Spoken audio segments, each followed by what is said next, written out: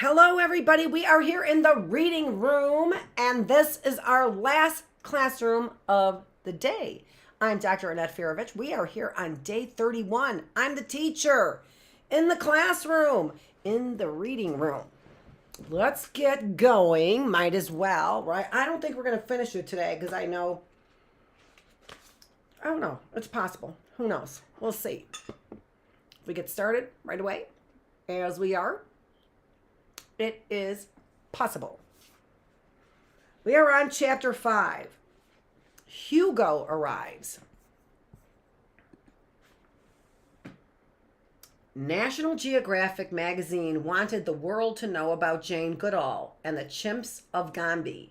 The magazine hoped to publish an article as soon as possible, an article with photographs. In August 1963, Jane's first article appeared in the magazine. It was called My Life Among Wild Chimpanzees.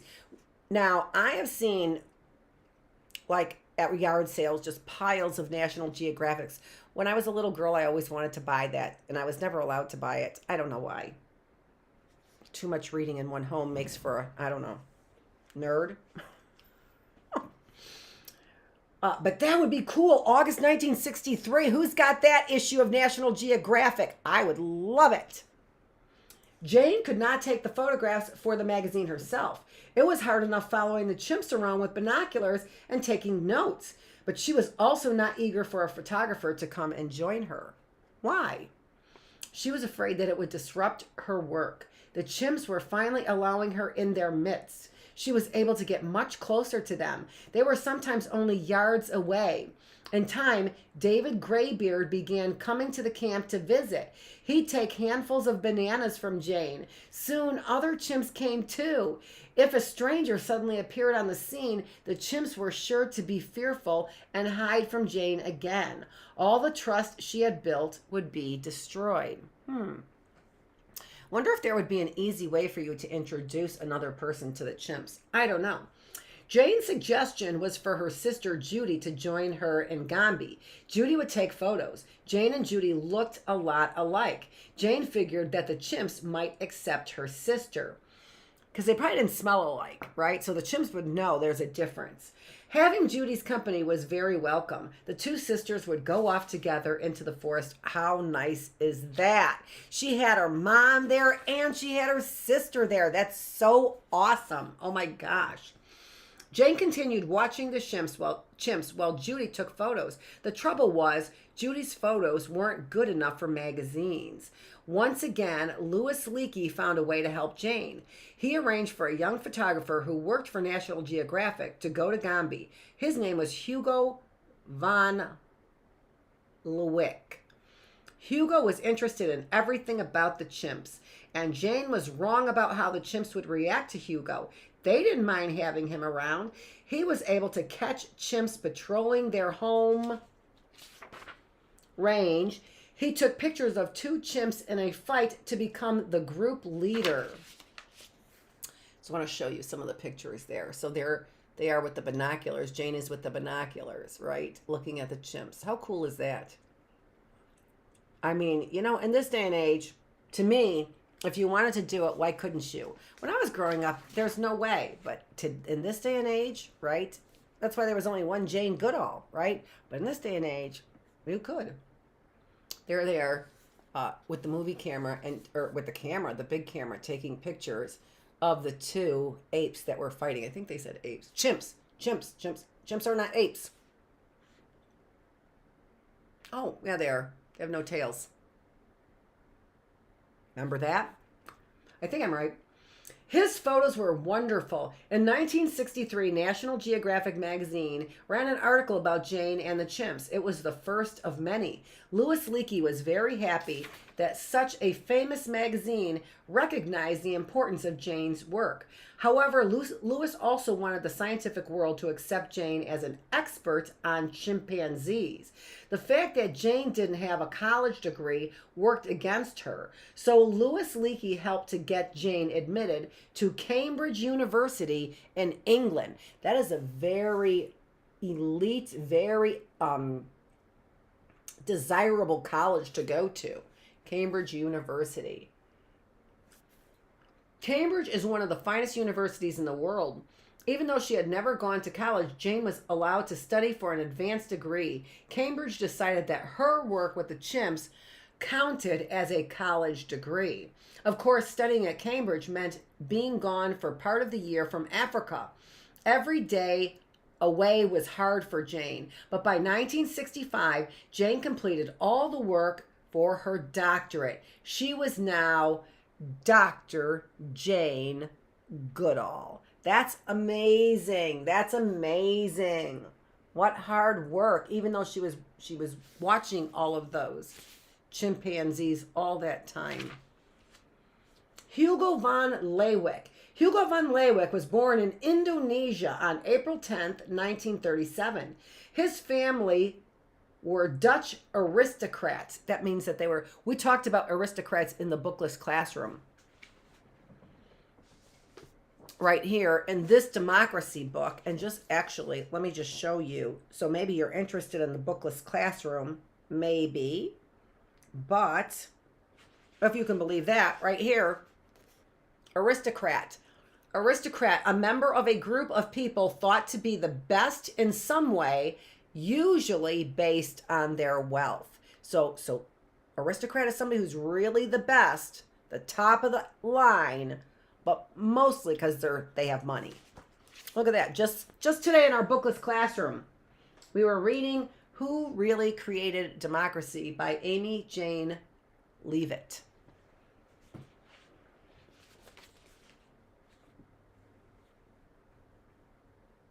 Hugo was a baron. The only baron I know is the Red Baron. Like Jane, they should have a little definition of what a baron really is. Like Jane, Hugo was fascinated by the animal world from the time he was a child. He too wanted to live among wild creatures. In order to learn about them, Jane took notes on everything she saw. Hugo, however, recorded everything through photographs and film. In 1959, he traveled to Kenya to work for a Dutch film company. By 1962, he was covering Eastern Africa for the National Geographic Society. The Society's magazine sent him to Gambia. He was to photograph the group of chimps that Jane Goodall was studying. Hugo stayed on in Tanzania, continuing his life's work. Besides chimpanzees, he became interested in other creatures of the area: golden jackals, hyenas, and leopards. He won many prizes, including 8 Emmys for television shows. Hugo van Leeuwenhoek lived in Africa for more than 40 years. 30 of them he spent living in a tent. He died in 2002 and was buried in Tanzania, the land he loved so much. There's a picture of him right there. What I'm going to do is go back to, remember this? So here in Africa, we see there is Kenya there, and there is Tanzania. There's the Atlantic, and those are both countries right there next to each other in Africa, the continent of Africa. Okay? Chapter 6, Fame. Right away, Jane and Hugo van Leeuwenhoek, keep saying that differently, don't I? Became close friends. They had very different personalities. Hugo was a stiffer, more formal person than Jane was. Hugo was a stiffer, more formal person than Jane was. However, they worked very well alongside each other. They were a team. Each night they talked excitedly about what they had seen the chimps doing. In time, Hugo and Jane fell in love. In London on March 28, 1964, they were married. On top of the wedding cake was a little clay model of David Greybeard. On the walls hung pictures of David and Goliath, Flo and her daughter Fifi, and many of Jane and Hugo's other chimp friends. There's the picture of the cake right there. How nice is that? That's awesome. And you know, I think when you have things in common like that you just both really, really love, that those marriages last. I hope so. The National Geographic Society provided more money for Jane's work. Over time, the camp grew. Many young graduate students went to join Jane at Gombe. In 1965, buildings were erected, then covered with grass to blend in with the forest. More and more information was gathered about the chimp community. For instance, before Gombe, scientists had thought that a chimpanzee group was made up of one male and lots of females. That's not so. A group is made up of many males and females. There were around 50 in the group that Jane knew. The group lives within a home range. An adult male is always the leader and may stay in charge for as long as 10 years. Apparently then they're... When the leader becomes too old and weak, most often younger males will fight one another to be the next leader. Goliath was the leader or alpha male when Jane first went to Gombe. Later, a chimp named Mike replaced Goliath. Mike was not a big, strong chimp, but he was clever. He acted big and strong, which made the other males fear and respect him. Among the females, Flo was the most respected. In 1964, she had another baby. Jane and Hugo called him Flint. They did not know who Flint's father was. Male and female chimps do not pair off and live together, nor does a male chimp take part in raising his young. The mother chimp cares for the young by herself. Flo often came into the camp with her new baby, so Jane saw close up how an infant chimp develops. Like a newborn human baby, a newborn chimp is helpless. Flint depended on Flo for milk, to keep him safe, and to carry him around. For the first 5 or 6 months, Flint clung to the fur of his mother's belly. Afterward, Flo made him ride on her back. By the time most chimps are a year old, they can walk steadily. But chimps will ride on their mothers until they are about 2 years old. After that, they travel on their own, still staying close to their mother. We talk about attachment in our critical thinking class. So just the last couple episodes have been all about attachment and how human beings get attached. So this is very interesting. It's very much the same way that human beings get attached. And here, I also thought it was interesting that they fought other chimps. They didn't fight the leader, right? They didn't fight the leader. What they did was they fought one another to be the next leader, right? So I thought that was kind of interesting too. Flint had two much older brothers, Fegan and Fabian. His sister Fifi was 4 when he was born. Fifi was fascinated with little Flint. She wanted to be around him all the time. When he was older, Fifi would hold him and take him for rides on her back. She was learning to be a mother. Flo was an excellent mother. In fact, most of the female chimps at Gombe were good mothers. They kept their babies very close to them. So it's interesting, isn't it, right? If you are not a very good mother, if you neglect your children, whatever, if you're not a very good mother, it's probably because of the environment that you were in, because naturally we are good mothers, right? And we attach very naturally. This is such a good story showing how we naturally have an inclination in something, unless something bad happens to us, right? We will very naturally attach. And look at that. It's so nice of that. So Flo was an excellent mother. But it's so interesting, right? Because they don't say Flint or Fabian took care of the babies. So the male brothers didn't act the same way that Fifi acted when what's his name?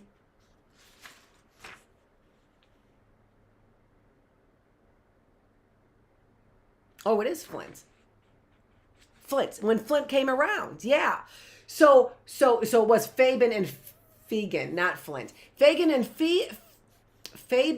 Fegan were not acting in the same way that Fifi was towards Flint. Oh my gosh. Are you keeping these names straight? I hope so. What I'm saying is it was more natural for the female sister to act nurturing than it was for the male brothers. That's what it sounds like here. So interesting to me. The chimp mothers gave their babies lots of love and attention. They cuddled them. They protected them. They did not punish their babies for misbehaving. Oh, what? What? They did. Instead, a chimp mother would distract a baby to stop naughty behavior. They let their babies have lots of playtime. The little chimps chased and tickled one another and played games like tug of war. Oh my gosh. Isn't that just awesome what she learned, right? Nobody else knew this about animals until she spent all of that time. And you know what? I don't know. Maybe there are other people who are doing that in the same way that she did, because you can't have a whole crew, right? She had to get to know them very slowly and by herself, right? And then when they trusted her, she was okay with bringing other people in once they trusted her. That's also very interesting. Once they trusted her, they were okay with her bringing other people in, her sister and Hugo, right? Very interesting to me. Jane believed that watching the chimps taught her a lot about good mothering. In 1967, she and Hugo had a son. His first name was also Hugo, but everyone called him Grub. What? There was an important question of safety now that Jane had a child. A baby would not know to be careful around chimps, and chimps had been known to attack human infants. So Jane and Hugo moved to a house by the lake to keep Grub safe. Jane spent most of her time caring for him while students went into the forest to observe the chimps. How wonderful was that? After she had established all the work, right? Then she was able to take it easy, take care of her son, and let the other students do the work. And they probably loved it, I would bet, right? Little Grub loved to swim in the lake and go fishing. Did he come to love the chimps as much as his parents did? No. When Grub was quite young, a chimp bit his finger. Grub had been trying to give it some food. After that, Grub kept his distance from the animals. Yeah, that's kind of sad, isn't it? Right? Because if you have some experience with an animal that makes you afraid, that happens, doesn't it? Like when little kids get bit by dogs. My son was always really deathly afraid of bees, and I wasn't sure why, but something was with bees with him, I'm sure. Meanwhile, Jane and Hugo continued working as partners. They wrote books together and made many films together. Jane wrote many books by herself that became very popular. One book, In the Shadow of Man, first came out in 1971. It became a bestseller and has been translated into about 50 languages. Can you imagine writing a book where there are 50 other languages that want to read that book, your book? Wow. Makes sense to me, though, right? Here, makes sense to me. That was important work she did. In December 1965, that was the year I was born, an hour-long program appeared on national TV in the United States. It was called Miss Goodall and the Wild Chimpanzees. Viewers were fascinated by the chimps. They were equally fascinated by the pretty young Jane Goodall. Jane became famous. Over the years, Jane became world famous. Perhaps it was difficult for Hugo to be married to a superstar. Though they remained friends, after 10 years of marriage, Hugo and Jane got divorced. Oh, that's too bad, isn't it? Jane remarried in 1975. Her second husband was named Derek Bryson. He worked in the government of Tanzania and lived in the city of Dar es Salaam, which much of the time. Although the couple was often apart, many of Jane's friends considered Derek the love of her life. He died in 1980 of cancer. Okay, we have